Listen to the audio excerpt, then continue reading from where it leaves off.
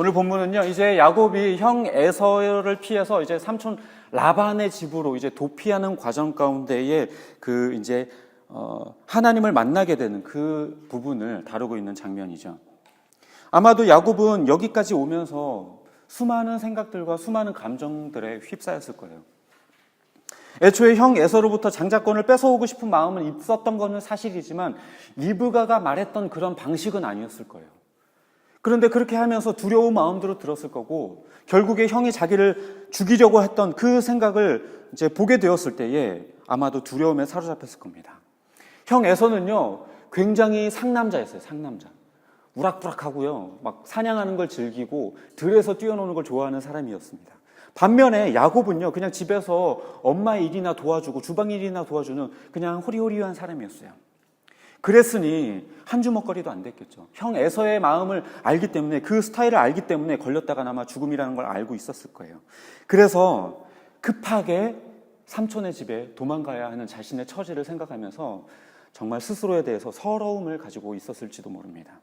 그렇게 가족들과 떨어져야 하고 먼 길을 떠나야 하는 두려움도 있었고, 형으로부터 벗어나야 하는 두려움, 여러 가지들이 있었기 때문에 아마도 두려움에 사로잡혔을 것입니다. 그런데요, 그렇게 두려움과 외로움 속에서 밤이 되어서 길에서 유숙하게 되는데, 그날 밤에 꿈에 하나님을 만나게 되죠. 야곱은 두렵기는 했겠지만 그래도 꿈에서 만난 하나님을 통해서 많은 위로를 받게 되었을 거예요. 꿈에 하나님께서 나타나셔서 야곱에게 들려주셨던 세 가지 약속이 있는데요. 먼저는요, 어떤 약속이냐면 바로 땅에 대한 약속입니다. 하나님께서 들려주신 이 땅에 대한 약속은요, 우리가 조심스럽게 이해해야 될 필요가 있어요.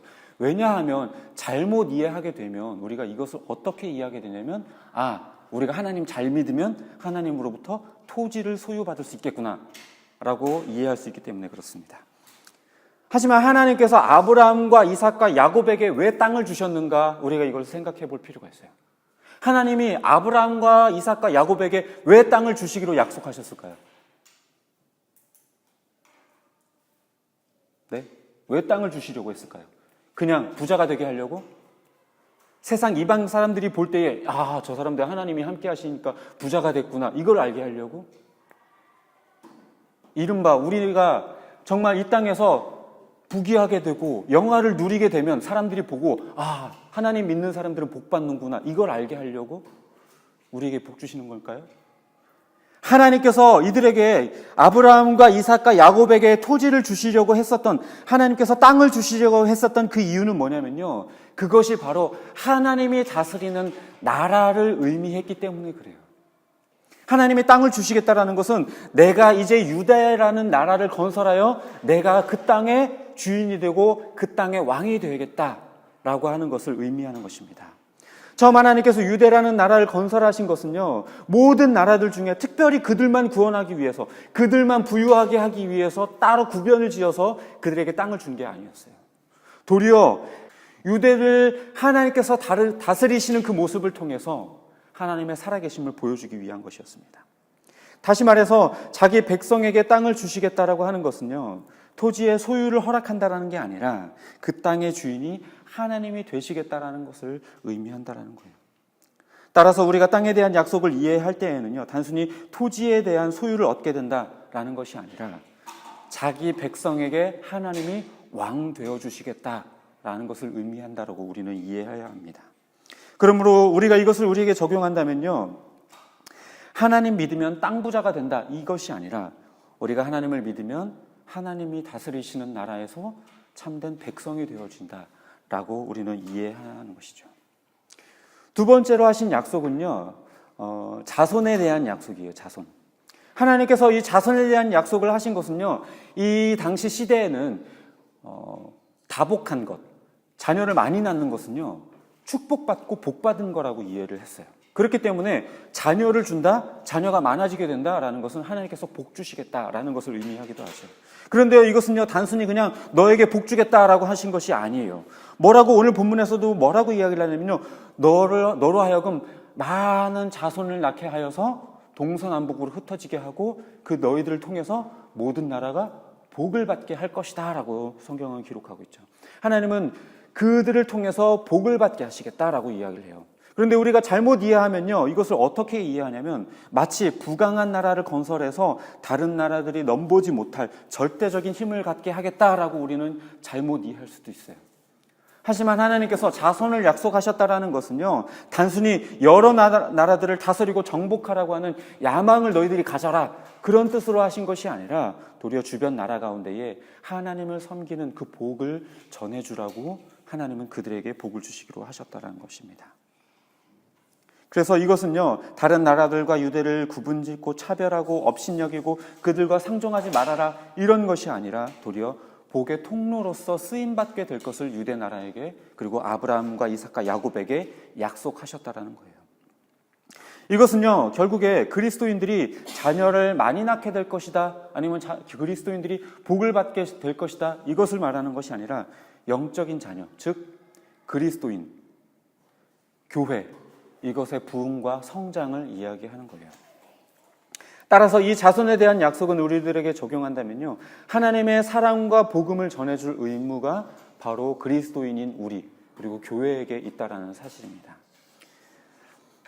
교회의 부흥과 그리스도인의 성장, 이것은요, 단순히 그냥 재정적인 여유로움이나 아니면 세상적인 그 물질 공세에 우리가 대적할 힘을 얻어야 된다, 그런 것을 의미하는 것도 아니고, 건물의 증축이나 사례비 인상, 아니면 문화적 혜택, 이런 것들로 이어져야 된다는 것을 말하는 것도 결코 아니에요. 교회의 성장과 부흥, 그리스도인의 부흥이라고 하는 것은 결국에 믿지 않는 자들에게 복음을 들려주고 그들에게 하나님을 섬기는 그 복을 들려줘야 한다는 그 의무를 우리에게 들려주시는 것입니다.